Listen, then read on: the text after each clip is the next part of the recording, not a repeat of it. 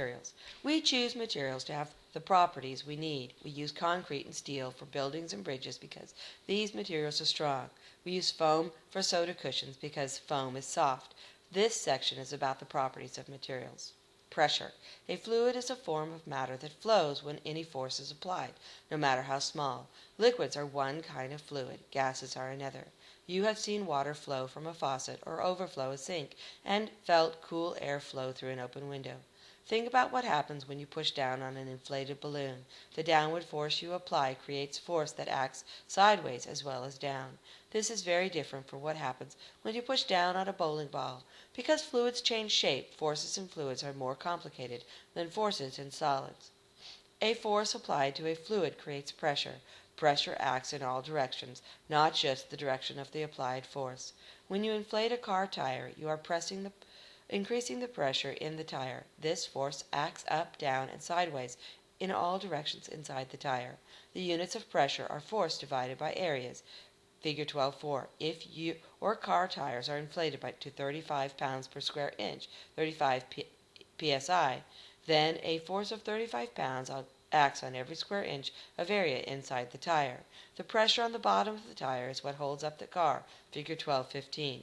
The metric unit of pressure is the pascal, PA. 1 pascal is 1 newton of force per square inch of area, newton per meter squared. What causes pressure? On the atomic level, pressure comes from collisions between atoms and molecules. Look at Figure 12.16. Molecules move around and bounce off each other and off the walls of a jar. It takes force to make a molecule reverse its direction and bounce the other way. The bouncing force is applied to the molecule by the inside surface of the jar.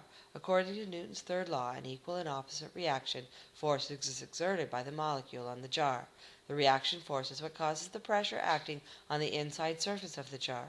Trillions of molecules per second are constantly bouncing against every square millimeter of the inner surface of the jar. Pressure comes from the collisions of those many, many atoms. Differences in pressure create potential energy in fluids, just like differences in height create potential energy from gravity. A pressure difference of 1 newton per meter squared is equivalent to the potential energy of 1 joule per meter cubed. We get useful work when we let a fluid under pressure expand. In a car engine, high pressure is created by an exploding gasoline-air mixture. The pressure pushes the cylinders of the engine down, doing work that moves the car.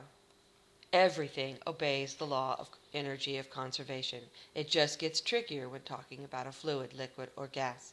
You still have potential and kinetic energy, but you also have pressure energy. If friction is neglected, the total energy stays constant for any particular sample of fluid.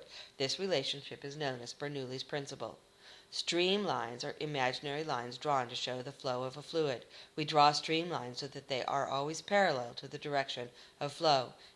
If water is coming out of a hole in a bucket, the streamlines look like Figure 12.17.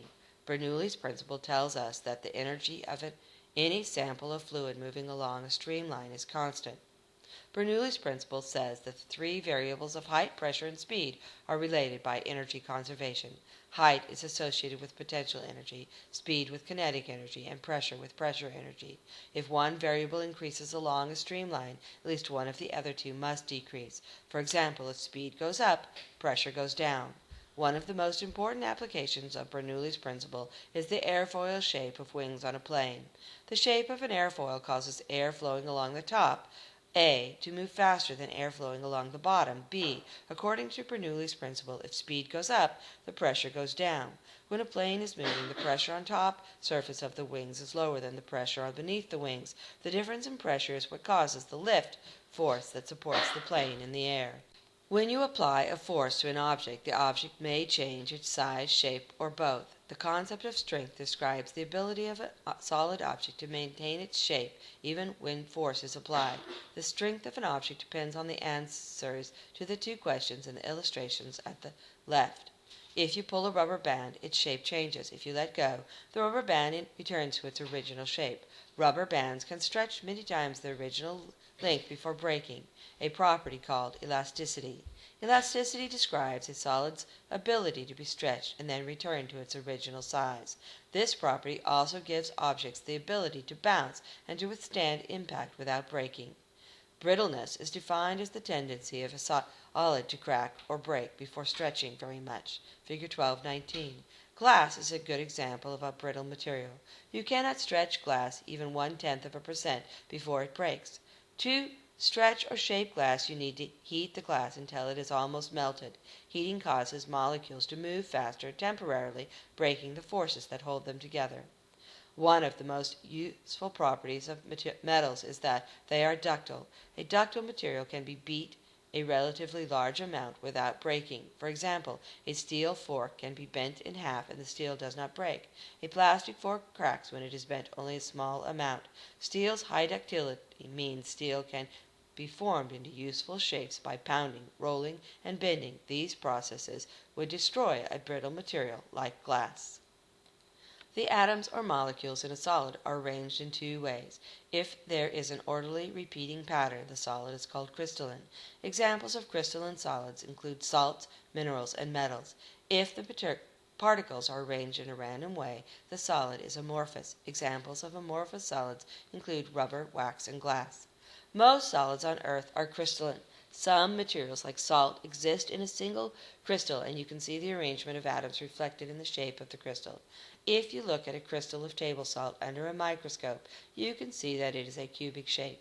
If you could examine the arrangement of atoms, you would see the shape of the crystal comes from the cubic arrangement of sodium and chlorine atoms, figure 12:20. Metals are also crystalline. They don't look like crystals because solid metal is made from one very tiny crystals fused together in a jumble of different orientations, figure 12:21. The atoms or molecules of amorphous solids are randomly arranged. When amorphous solids also hold their shape, they are often softer and more elastic than crystalline solids. This is because a molecule in amorphous solid is not tightly connected to as many neighboring molecules as it would be in a crystalline solid. Glass is a common amorphous solid. Glass is hard and brittle because it is made from molten silica crystals that are cooled quickly before they have time to recrystallize. The rapid cooling leaves the silica molecules in a random arrangement. Plastic is another useful amorphous solid. Take a moment to answer these questions.